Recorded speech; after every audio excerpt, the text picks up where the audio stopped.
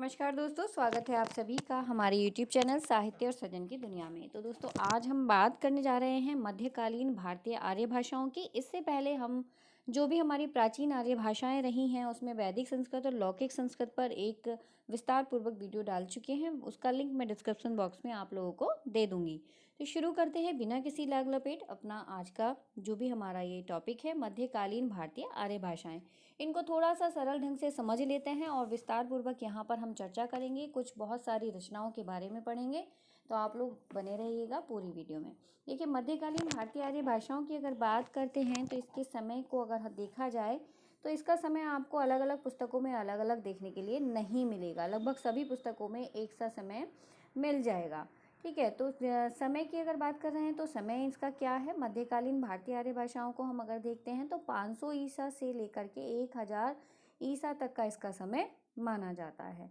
ठीक है, यानी 500 से लेकर के 1000 तक का समय हम यहाँ पर ले लेते हैं। 500 ईसा पूर्व से आप लोगों को याद आसानी से हो जाना चाहिए बस, क्योंकि छोटी छोटी सी चीज़ें हैं जो आप लोगों को परेशान करती हैं। इसका समय यहाँ 1000 ईसा तक माना जाता है। बाकी पाली, प्राकृत और अपभ्रंश जो भी इसके रूप रहे हैं मध्यकालीन भारतीय आर्य भाषाओं के, उनका क्या समय है उस पर भी हम थोड़ी सी चर्चा बीच में जैसे जैसे भाषाओं का टर्न आता जाएगा उसी हिसाब से हम देखते जाएंगे। फिलहाल आप याद रखिएगा 500 ईसा पूर्व से 1000 तक का समय यहाँ पर हम मध्यकालीन आर्य भाषाओं को माना जाता है। अब मध्यकालीन आर्य भाषाओं को समझने के लिए आप एक इजी पैटर्न को याद रखिएगा। देखो, यहाँ जो लिखा हुआ है सो लिखा हुआ है। आप मध्यकालीन आर्य भाषाओं को कुछ इस तरह से याद रखिए कि भगवान बुद्ध के जन्म तक जो भारतीय आर्य भाषाएं थीं उनका विकास था और उसके मध्यकाल में वो प्रवेश कर चुकी थी। एक तरह से ये समझिएगा कि जब भगवान बुद्ध के जन्म तक जो भारतीय आर्य भाषाएं थीं उनका जो विकास था तो वो मध्यकाल में प्रवेश कर चुकी थी। और जो ये भाषाएं थीं 500 ईसा से 1000 ईसा तक के 1500 वर्षों तक का भारतीय आर्य भाषा एक विभिन्न कोई प्राकृतों में अपभ्रंश के रूप में विकसित होती हुई आधुनिक भारतीय आर्य भाषा की जननी बनी है एक तरह से। तो यहाँ पर मध्यकालीन भारतीय भाषाओं का अपना एक बहुत ही विशेष महत्व रहा है। और इसके रूप की अगर हम बात करते हैं तो मध्यकालीन भारतीय आर्य भाषाओं को हम 3 भागों में बटा हुआ देखते हैं। वो कौन कौन से हैं? पाली, प्राकृत, अपभ्रंश। अगर समय की बात करते हैं तो पाली की को अगर हम देखते हैं तो पाली का समय माना जाता है, इसको ऐसे देखते हैं हम, पाली का समय माना जाता है यहाँ पर 1 ईसा से लेकर के, ये माना जाएगा आपका पाली 500 से 1 तक माना जाएगा। 500 था ना लास्ट, 500 ईसा से लेकर के ईसा पूर्व से लेकर के यहाँ पर माना जाएगा। ये मैं थोड़ा सा ज़्यादा अच्छे से ढंग से बता दूँ तो ज़्यादा बेहतर है, आप लोगों को याद भी आसानी से रहेगा। ठीक है, तो यहाँ माना हमने 500 से लेकर के 1 तक। ठीक है, तो 500 ईसा पूर्व से 1 तक, 1 ईसा तक। और अगर हम बात करते हैं प्राकृत की, तो प्राकृत के समय की अगर बात की जा रही है तो फिर वो 1 से शुरू हो जाएगा, 1 ईसा से लेकर के 500 तक। ठीक है, 1 ईसा से फिर 500 तक। और अगर हम फिर आते हैं अपभ्रंश तथा अबहट पर तो फिर वो शुरू हो जाता है हमारा 500 ईसा से लेकर के, अगर हम यहाँ ले रहे हैं अपभ्रंश को, तो 500 ईसा से 1000 तक का समय इसका माना जाता है। तो इस तरीके से आप इसको आसानी से याद रख सकते हैं, अपने पास लिख करके रखिएगा। नेक्स्ट अभी हम पाली की बात कर लेते हैं। पाली को थोड़ा बारीकी से देख लेते हैं। पाली से जो भी प्रश्न अगर आते हैं मध्यकालीन आर्य भाषाओं से तो उसमें पाली और प्राकृत से काफ़ी प्रश्नों को उठा लिया जाता है।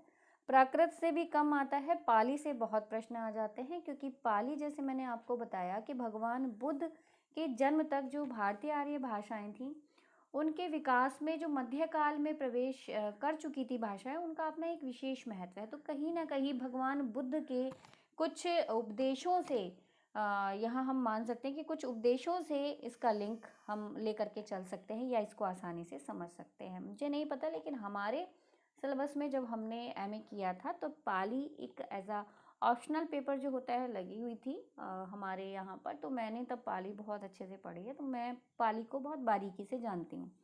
पाली को प्रथम प्राकृत भी कहा जाता है, ये आप लोगों को पता होगा। इसमें बोध साहित्य की रचना हुई। इस भाषा में त्रिपिटक जो ग्रंथ हुए हैं उनमें सुत्त पिटक, विनय पिटक और अभिधम पिटक की रचना हुई है। ये तो हम ऐसे ही मैं आप लोगों के साथ यहाँ पर बातें करते, चर्चा करते बता रही हूँ। बाकी जो यहाँ सामने डिटेल है, पहले थोड़ी सामने डिटेल देख लेते हैं, उसमें के बाद जो चीज़ यहाँ रह जाएगी वो अब मैं अपनी भाषा में आप लोगों तक पहुँचा दूँगी। तो यह प्राकृत का प्रारंभिक रूप है। इसका समय 500 ईसा पूर्व के प्रथम शताब्दी के प्रारंभ तक माना गया है। इसकी उत्पत्ति के विषय में विद्वानों में अलग मतभेद हैं। कुछ विद्वानों का कहना है कि संस्कृत की उत्पत्ति प्राकृति से मतलब प्राकृत से हुई है, और अन्य मत के अनुसार संस्कृत के समानांतर जो लोक भाषा है उसका उद्भव हुआ है।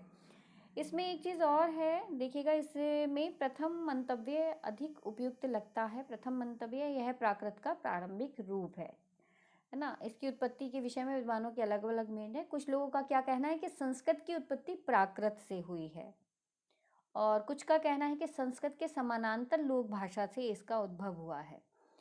पाली की बात चल रही है, इसमें प्रथम जो है वो सही माना जाता है। दूसरी बात एक चीज़ ये कि इस भाषा में त्रिपिटक ग्रंथों की रचना हुई है। जैसे मैंने आपको बताया, ये चीज़ बहुत विशेष है, याद रखने योग्य है। याद रखिएगा कि इन ग्रंथों के बारे में काफ़ी कुछ कई बारी पूछ लिया जाता है। तो पाली के जो ये त्रिपिटक ग्रंथ हैं वो मुख्य हैं। त्रिपिटक ग्रंथ में आपके आ जाते हैं सुत्त पिटक और विनय पिटक, अभिधम पिटक, है ना। सुत्त पिटक हो गया, विनय पिटक और अभिधम पिटक। तो ये इसके विशेष हैं। इसके अलावा भी बहुत सारी चीज़ें इसमें हैं। अगर हम सुत्त पिटक, विनय पिटक, अभिधम पिटक को थोड़ा सा विस्तार से देखें तो काफ़ी कुछ मिल जाएगा। दरअसल इनमें बौद्ध धर्म के प्रचार प्रसार के उद्देश्य से जो सम्राट अशोक हैं उनके पुत्र कुमार महेंद्र जो थे वो त्रिपिटकों के साथ लंका गए, और वहाँ लंका नरेश थे, और उनके संरक्षण में थेरवाद का त्रिपिटक जो है वो भी लिपिबद्ध हुआ। तो पाली भारत की पहली देश भाषा बनी। सही, मतलब बहुत अगर विस्तार से इसको जानते हैं तो ये सभी पिटक भगवान बुद्ध से संबंधित थे। जैसे मैंने आप लोगों को बताया कि भगवान बुद्ध से ही संबंधित यहाँ पर पाली में आपको सब कुछ देखने के लिए मिलता है। पाली को भारत की प्रथम देशीय भाषा माना जाता है। ये थोड़ा सा मिस्टेकन कहीं कहीं आ जाता है। पाली भाषा के 3 व्याकरण ग्रंथ उपलब्ध हैं: कात्यायन व्याकरण, मोगलायन व्याकरण, सदनीति व्याकरण। जो लोग बहुत बारीकी से और बहुत पहले से पढ़ते आ रहे हैं उन लोगों को बहुत अच्छे से ये सारी चीज़ें पता है। जिनको नहीं पता है उनको हम यहाँ पर आप लोगों के साथ चर्चा हो रही तो आप लोगों को पता ही होगा। देखो, अगर हम बात कर रहे हैं यहाँ पर इन व्याकरणों की, तो ये व्याकरण बहुत महत्वपूर्ण है। इनके अतिरिक्त भी बहुत सारी चीज़ें हैं। जैसे अट्ठकथा साहित्य है आचार्य बुद्ध घोष का, है ना। विशुद्धि मग है आचार्य बुद्ध घोष का, ये 5वीं सदी के लगभग का इनका समय है। तो ये भी पाली से संबंधित कुछ महत्वपूर्ण ग्रंथ हैं। ठीक, तो यहाँ पाली से संबंधित महत्वपूर्ण ग्रंथों की अगर बात चल रही है तो यहाँ हम बात कर रहे हैं, ये आज बात किस से संबंधित हुई यहाँ, कात्यायन व्याकरण, मोगलायन व्याकरण, सदनीति, ये हम इस पर चर्चा कर रहे हैं। लेकिन इसके अलावा मैंने आपको बताया कि और भी अन्य ग्रंथ हैं। अन्य ग्रंथ में कौन सा बताया मैंने, अट्ठकथा साहित्य आचार्य बुद्ध घोष, आप लोग नोट कर लीजिएगा। दूसरा है विशुद्धि मग आचार्य बुद्ध घोष, ये 5वीं सदी के आसपास का इनका समय बताया जाता है। और जो सदीय नीति है ये अंगवंश की लिखी हुई है, और मोगलान व्याकरण मोगलान की लिखी हुई है, कात्यायन व्याकरण महाकात्यायन की लिखी हुई है। ठीक है, विशुद्धि मग को बौद्ध सिद्धांतों का कोश भी कहा जाता है। अगर इसको और बारीकी से देखते हैं तो जो विशुद्धि मग है, जो विनय पिटक है, अभिधम पिटक है, इनके अलावा हमने यहाँ पर जो व्याकरण देखी हैं सदनीति, मोगलायन, कात्यायन, इसके अलावा मैंने विशुद्धि मग की बात की तो आचार्य बुद्ध घोष का है, और बौद्ध सिद्धांतों का कोश उसको कहा जाता है। ठीक, तो ये पाली का सर्वश्रेष्ठ व्याकरण माना जाता है। इस तरह से इसके बारे में चर्चा होती है। पाली की अपनी और भी कुछ विशेषताएं हैं। कात्यायन के अनुसार पाली में 41 ध्वनियाँ और 8 स्वर, 33 व्यंजन होते हैं। पाली में किसके अनुसार, कात्यायन के अनुसार 41 ध्वनियाँ, 8 स्वर। ये इस तरह से पूछा जा सकता है कि कात्यायन के अनुसार क्या है, मोगलायन के अनुसार क्या है। तो कात्यायन के अनुसार 41 ध्वनियाँ हैं और मोगलायन के अनुसार 43 ध्वनियाँ हैं। स्वरों की संख्या पूछी जाए, इधर 8 है इधर 10 है। व्यंजन सेम है, 33 मोगलायन ने बताए और 33 ही कच्चायन ने बताए। तो ये हो जाता है हमारा इन दोनों का व्याकरण संबंधी जो भी रहा। पाली में 3 लिंग 3 वाच्य 2 वचन होते हैं, एक वचन और बहुवचन, इनका प्रयोग देखने के लिए मिलता है। पाली में द्विवचन नहीं होता है। ये कुछ चीज़ें हमें याद रखनी है कि पाली में द्विवचन देखने के लिए नहीं मिलता है ना। तो पाली से संबंधित जो थोड़ी सी महत्वपूर्ण चीज़ें हैं वो हमने यहाँ चर्चा कर ली हैं। आप लोगों को विशेष इसमें क्या याद रखना है, विशेष आप लोगों के लिए रह जाते हैं पाली में जो त्रिपिटक हैं उन ग्रंथों का नाम। सुत्त पिटक, विनय पिटक और अभिधम पिटक, इनको पूछ लिया जा सकता है ये कि क्या है इनमें। तो इनमें बुद्ध के उपदेशों का संग्रह है। विनय पिटक में बुद्ध की उन शिक्षाओं का संकलन है जो उन्होंने समय समय पर संघ संचालन को नियमित करने के लिए दी थी। और अभिधम पिटक में एक तरीके से चेतसिक आदि धर्मों का एक विशद विश्लेषण यहाँ पर हुआ है। और पाली भारत की पहली, मैंने आपको बताया कि देशीय भाषा रही है। और इसके कुछ और ग्रंथों की बात भी हमने यहाँ पर की है। व्याकरण हमने देख ही लिया है, मोगलायन व्याकरण, कच्चायन व्याकरण, ये इनके व्याकरण हैं, सदनीति व्याकरण है। और अन्य ग्रंथों में इनके अट्ठकथा साहित्य, विशुद्धि मग साहित्य, ये कुछ साहित्य आ जाते हैं। विशेष बात और आपको जो याद रखनी है वो ये व्यंजन और ध्वनि की बात जो है वो ध्यान रखनी है कि कच्चायन के अनुसार क्या है, मोगलायन के अनुसार क्या है। कई बारी हाँ स्वर से संबंधित या पाली के प्रयुक्त जो वर्ण हैं उनसे संबंधित भी कुछ पूछा जा सकता है। तो ऐसा बहुत ज़्यादा फेरबदल भी नहीं है, लेकिन फिर भी काफ़ी कुछ है। तो मैं अपने शॉर्ट वीडियोज़ में भी आपसे यहाँ पर कुछ और बारीकी से जो प्रश्न बन सकते हैं वो पूछूंगी। खैर ये अब नेक्स्ट हमारा आ जाता है प्राकृत। ठीक है, दूसरी अवस्था, यहाँ पर मध्यकालीन आर्य भाषाओं की दूसरी अवस्था की हम बात कर रहे हैं। प्राकृत जिसका समय है 1 ईसा से लेकर के 500 ईसा तक का इसका समय माना जाता है। ठीक है, 1 ईसा से लेकर के 500 ईसा तक का समय इसका माना जाता है, 1 से 500 तक का। तो ये ध्यान आपको रखना है प्राकृत के बारे में। और दूसरा, प्राकृत क्या है, प्राकृत को द्वितीय प्राकृत भी कहा जाता है। यह प्राकृत प्राचीन रूप से सबसे अधिक प्रचलित भाषा मानी जाती रही है।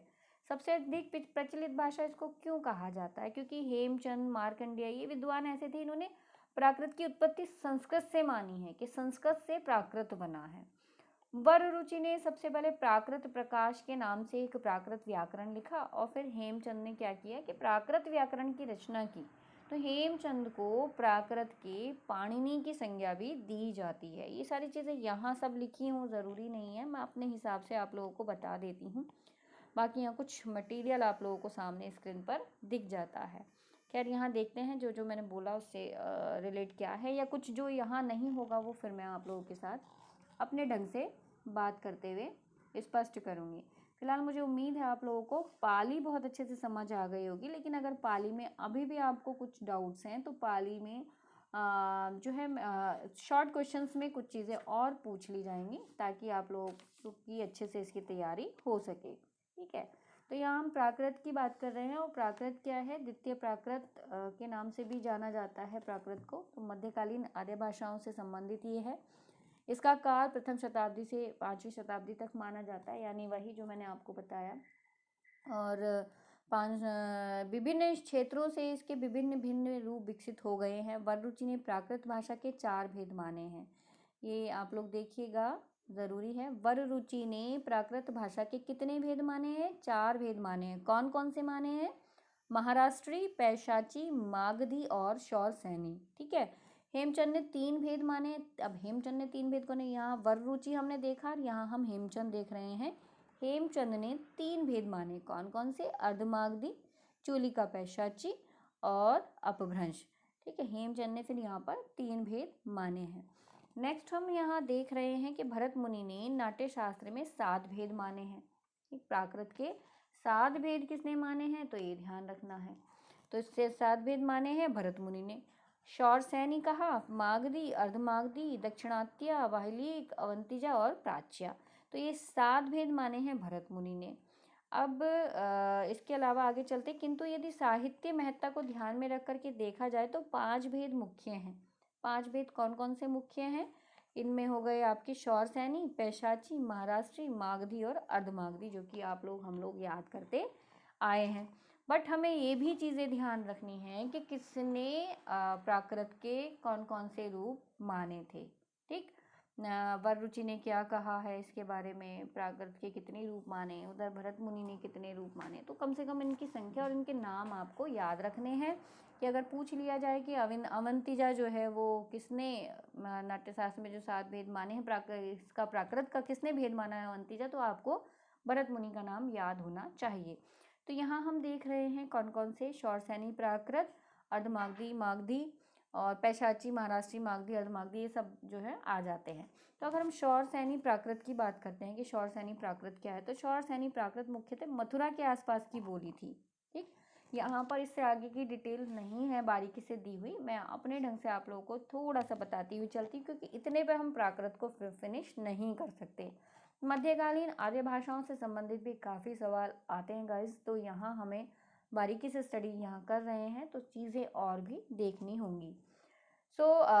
हम बात कर रहे हैं यहाँ प्राकृत से संबंधित और मैटर की। तो प्राकृत को मैं थोड़ा अपने ढंग से यहाँ बता देती हूँ। देखिएगा कि जो इसमें पहला यहाँ आप देख रहे हैं शौरसैनी, है ना। हम कौन से 5 भेद मान के चल रहे हैं ना, मुख्य भेद 5 हुए, तो 5 भेद में हमारा पहला भेद हमने माना यहाँ पर शौरसैनी। तो शौरसैनी क्या है? शौरसैनी प्राकृत मुख्यतः मथुरा के आसपास की बोली थी। ठीक, यह मध्य प्रदेश की प्रमुख बोली थी। तो आचार्य भरतमुनि के अनुसार शौरसैनी नाटकों के गद्य भाग की भाषा थी। अगर गद्य भाग, शौरसैनी को गद्य भाग की भाषा किसने माना, तो भरत मुनि ने शौरसैनी को नाटकों के गद्य भाग की भाषा माना। बाद में इससे पंजाबी और अन्य हिंदी भाषा समूहों की उत्पत्ति हुई।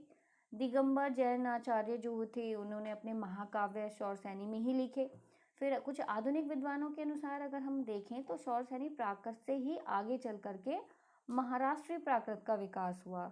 और जैन सैनिक मतलब जो जैन साहित्य उसके अतिरिक्त अगर बोलें कि कर्पूर मंजरी है उनकी, राजशेखर की, चंद्रलेखा है रुद्रदास की, आनंद सुंदरी है घनश्याम जी की, ये रचनाएं ऐसी थी जो शौरसैनी प्राकृत का प्रयोग इनमें हुआ है। तो अभी हम अगर शौरसैनी की बात करते हैं तो शौरसैनी को यहाँ राउंड करके मैं आप लोगों को बता देती हूँ आपको क्या क्या चीज़ें याद रखनी है। शौरसैनी प्राकृत मुख्यतः मथुरा के आसपास की बोली थी, मध्य प्रदेश मतलब मध्य देश की प्रमुख बोली थी। भरत मुनि के अनुसार जो शौरसैनी है नाटकों के गद्य भाग की भाषा थी। बाद में इससे पंजाबी तथा अन्य हिंदी भाषाओं समूहों की उत्पत्ति हुई है। ठीक है, कुछ दिगंबर जो जैन आचार्य थे उन्होंने अपने महाकाव्य शौरसैनी में ही लिखे हैं।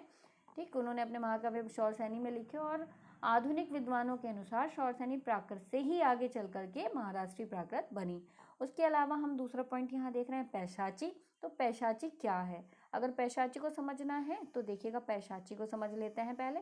पैशाची क्या है? पैशाची को मैंने राउंड कर लिया। अब हम पैशाची की बात करें तो ये एक उत्तर पश्चिम में कश्मीर के आसपास की भाषा थी। पैशाची क्या थी? जो उत्तर पश्चिम था उसमें कश्मीर के आसपास की भाषा थी। और हार्नेले ने इसे द्रविड़ों तथा मतलब द्रविड़ों द्वारा जो प्रयुक्त भाषा थी, जिसे हम पुरुषोत्तम देव ने जो संस्कृत और शौरसैनी का विकृत रूप जिसे माना है उसको कहा जा सकता है। तो यहाँ इन शॉर्ट हम कहेंगे कि पैशाची उत्तर पश्चिम में कश्मीर के आसपास की भाषा थी। पैशाची उन आर्यों की भाषा है जिन्होंने आर्य संस्कृत को पूर्ण रूप से नहीं अपनाया। ठीक है, पैशाची किसकी थी? जिन आर्यों ने संस्कृत को पूर्ण रूप से नहीं अपनाया था। ठीक है, जिन्होंने संस्कृत को पूर्ण रूप से नहीं अपनाया था उनकी भाषा बनी पैशाची। और ये आर्य ही थे जिन्होंने नहीं अपनाया था। ठीक, इसके अवशेषों की अगर बात चलती है पैशाची के, तो पैशाची के गाइस जो अवशेष हैं वो चीन, तुर्किस्तान और जो ये है क्या बोलते हैं उसको, काफिरिस्तान, गांधार, ऐसी जगह पर शिलालेखों पर पैशाची के कुछ अवशेष जो है प्राप्त हुए। और पंजाब, सिंध, बलूचिस्तान, कश्मीर की भाषाओं में पैशाची का प्रभाव स्पष्ट रूप से दिखाई देता है। तो ये हुई हमारी पैशाची।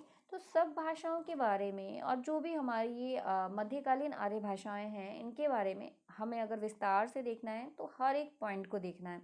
तो पैशाची को हमने क्लियर कर लिया। अभी हमें मोटे मोटे रूप से पैशाची के बारे में क्या याद रखना है। पैशाची एक उत्तर पश्चिम में कश्मीर के आसपास की भाषा थी दूसरी बात ध्यान रखनी है कि जो पैशाची है उन आर्यों की भाषा है जिन्होंने जो आर्य संस्कृत को पूर्ण रूप से नहीं जिन्होंने अपनाया था। दूसरा, इसके जो अवशेष है वो चीन, तुर्किस्तान, काफरिस्तान, गांधार के आसपास जो शिलालेख हैं वहाँ पर मिलते हैं। साथ ही पंजाब, सिंध, बलूचिस्तान और कश्मीर की भाषाओं में पैशाची का प्रभाव स्पष्ट रूप से लक्षित होता है। नेक्स्ट हमारा तीसरा जो पॉइंट है वो है महाराष्ट्री, यानी जो यहाँ पर रूप है वो महाराष्ट्री है प्राकृत का। तो महाराष्ट्री में साहित्य प्राकृतों में महाराष्ट्री प्राकृत सर्वाधिक विकसित रही है। क्यों? क्योंकि प्राकृत जो है वो व्याकरणों से इसे आदर्श प्राकृत माना गया है।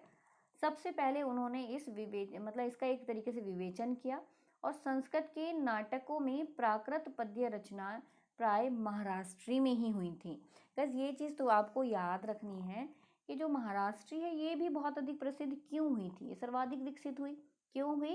क्योंकि प्राकृत व्याकरणों ने मतलब जो प्राकृत के व्याकरण लिखे थे इसे आदर्श प्राकृत माना है। व्याकरण में महाराष्ट्री को आदर्श प्राकृत माना गया था और महाराष्ट्री की जो काव्य भाषा के रूप में ये पूरे उत्तर भारत में प्रचलित रही। कालिदास ने तथा हर्ष ने अपने नाटकों के गीत इसी भाषा में लिखे हैं। याद रखना, कालिदास और हर्ष, कालिदास ने भी अपने नाटकों के गीत जो हैं वो महाराष्ट्री में ही लिखे हैं और हर्ष ने भी अपने नाटकों के गीत जो हैं वो महाराष्ट्री में ही लिखे हैं। तो ये रहा है हमारा महाराष्ट्री का प्रभाव। संस्कृत नाटकों में प्राकृत पद्य रचनाएं महाराष्ट्री में ही हुई हैं। सो गाइस, तो ये महाराष्ट्री बहुत विशेष रही है। इसके अलावा अगर हम मागधी की बात करें तो उसको भी हम नहीं बिसरा सकते। एक्चुअली मागधी का भी अपना एक अलग प्रभाव रहा है। मागधी हमारी प्राचीन काल में जो दक्षिण बिहार है उसमें प्रचलित थी। तो पाली त्रिपिटक में भगवान बुद्ध के उपदेशों की भाषा को मागधी कहा गया है। ठीक है, पाली त्रिपिटक में जो भगवान बुद्ध के उपदेश थे उनमें जो उपदेशों में मागधी इसको कहा गया, उपदेशों की भाषा को। मार्कंडेय ने मागधी की उत्पत्ति शौरसेनी प्राकृत से बताई है।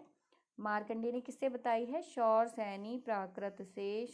ये जो शौरसेनी है इससे ही मागधी की उत्पत्ति हुई है, शौरसेनी प्राकृत से हुई है। अब किसने माना है ये भी आपको याद रखना है कि मार्कंडेय ने ये बात बोली थी। अश्वघोष के नाटकों में मागधी प्राकृत के प्राचीनतम रूप को देखा जा सकता है। इसके अलावा अगर हम अर्धमागधी की बात चलते हैं तो कि अर्धमागधी में क्या है, मागधी देख लिया, अर्धमागधी क्या है। अर्धमागधी मुख्यतः प्राचीन काल में मगध की जो साधारण बोलचाल की भाषा हुआ करती थी, साहित्यिक भाषा थी। साधारण बोलचाल की एक साहित्यिक भाषा के रूप में हम अर्धमागधी को जान सकते हैं। प्राचीन काल में मगध की, ठीक, तो ये मगध की होने की वजह से मागधी कहलाती है। तो अगर इसको हम डिटेल देखते हैं तो जो जॉर्ज ग्रियर्सन है, तो जॉर्ज ग्रियर्सन के अनुसार अर्धमागधी मध्य देश यानी सूरसेन या मथुरा, तो मगध के मध्यवर्ती देश कौशल, अयोध्या की भाषा थी। तो जैन धर्म के अंतिम जो तीर्थकार हुए थे महावीर स्वामी, उन्होंने अपने धर्मोपदेश में अर्धमागधी में ही दिए थे जो उनके धर्म के उपदेश थे। तो अर्धमागधी को आप लोग ध्यान रखिएगा। क्या क्या पॉइंट याद रखने हैं अभी तक जो मैंने बताए हैं कि ये प्राचीन काल में मगध की जो एक तरीके से मगध की अगर हम बात करें तो मगध की साधारण बोलचाल की साहित्यिक भाषा थी।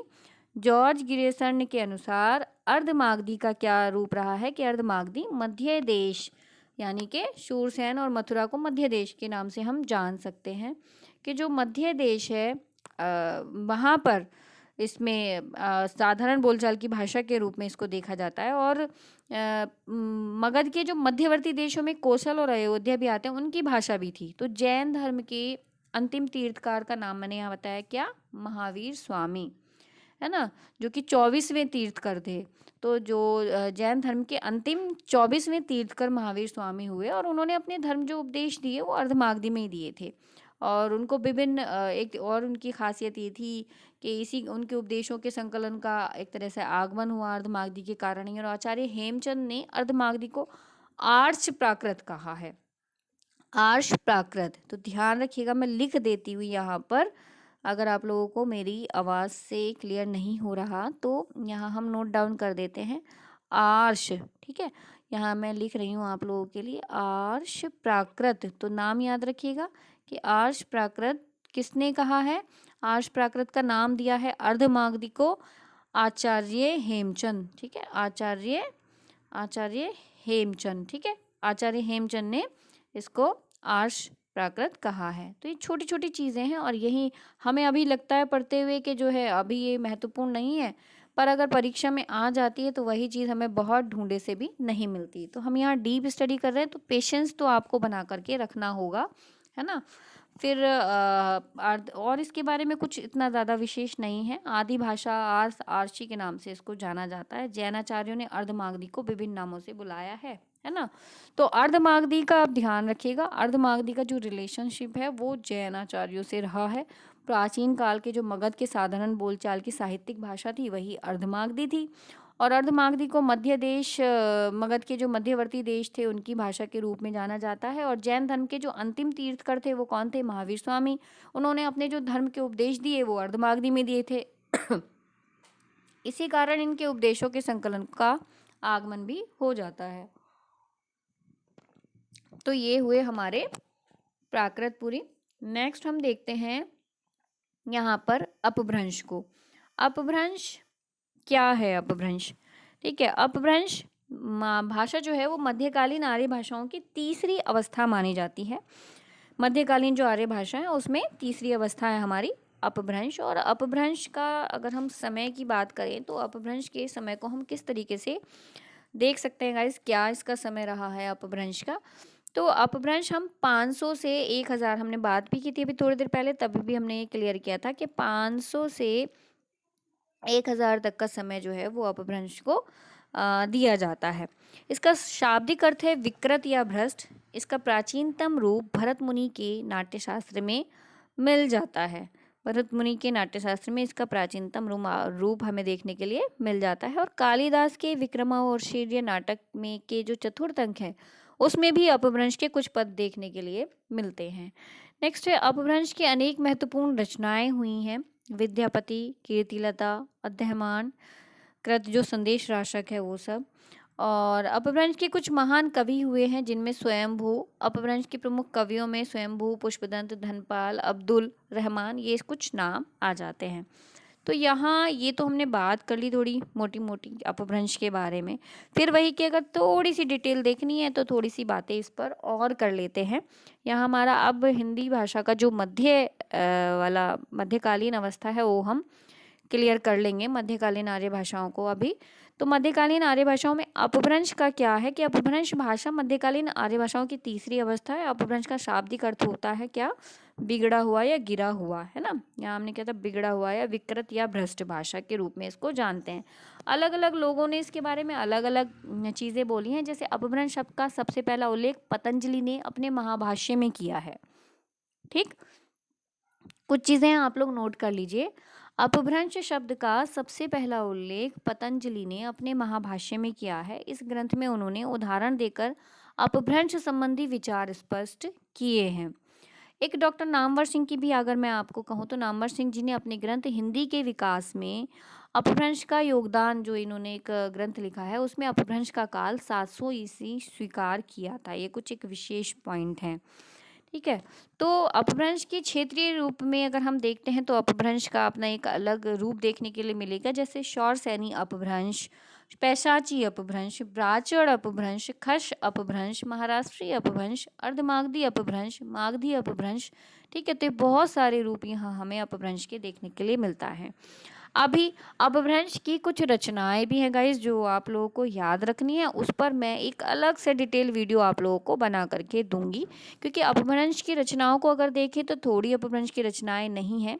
अपभ्रंश के रचनाओं में कुछ प्राकृत व्याकरण जो है एक रचना है, एक प्रबंध चिंतामणि है, प्राकृत पेंगलम है, राउल वेल हो गई, संदेश राशक है, पाहुड़ दोहा है, ये सभी अपभ्रंश में है। तो बहुत सारी रचनाएं हैं जो हमें यहाँ याद रखनी है। उसके लिए हमें एक डिटेल वीडियो में कुछ रचनाएं यहाँ पर अपभ्रंश की आप लोगों के सामने, मतलब आप लोगों के लिए लेकर के आऊँगी मैं। अपभ्रंश के महान कवि कौन हुए? स्वयंभू। उन्होंने पौमचर्यु, रेटिनमचर्यु, स्वयंभू छंद नामक 3 ग्रंथों की रचना की। पौमचर्यु एक अपूर्ण ग्रंथ है, फिर भी उसमें राम के चरित्र का विस्तार से वर्णन हुआ है। अपभ्रंश के दूसरे कवि की बात करें तो पुष्पदंत हैं, जो कि 10वीं शताब्दी में हुए और उनकी 3 रचनाएं हैं, जिसमें महापुराण, णयकुमार चर्यु और जसहर चर्यु आती है। अपभ्रंश के तीसरे प्रमुख कवि हुए धनपाल, जो कि 10वीं शताब्दी में भविष्यत कहा कि जिन्होंने रचना की। तो आपको कौन कौन से नाम याद रखने हैं अपभ्रंश के महान कवियों के? फिलहाल आप इतना याद रखिएगा, स्वयंभू ये हो गए हमारे, पुष्पदंत हो गए, धनपाल, अब्दुल रहमान, ये कुछ नाम हैं। तो जो ये स्वयंभू हैं, इन्होंने पौमचर्यु, रिटनेमीचर्यु, स्वयंभू छंद लिखा। और जो पुष्पदंत हैं, उन्होंने महापुराण, णयकुमार चर्यु, जसहर चर्यु ये लिखे। अपभ्रंश में जो धनपाल हैं, उन्होंने भविष्यत कहा लिखा। और अब्दुल रहमान की अगर बात करें तो उन्होंने संदेश राशक जैसी विशाल एक रचना लिखी। संदेश राशक एक खंड काव्य है, इसमें विक्रमपुर की एक वियोगिनी की विरह की कथा वर्णन की गई है। तो इस तरह से तो अगर डिटेल में देखें तो बहुत कुछ मिल जाएगा गाइस। बस फिलहाल मुझे जितना आप लोगों के लिए महत्वपूर्ण लगा मैं यहाँ लेकर के आई हूँ। इसके अतिरिक्त अपभ्रंश की कुछ रचनाओं को शॉर्ट वीडियोस में आप लोगों के साथ मैं शेयर करूँगी। बने रहिएगा लगातार हमारे चैनल पर। मिलती हूँ अपनी नेक्स्ट वीडियो में, तब तक के लिए धन्यवाद।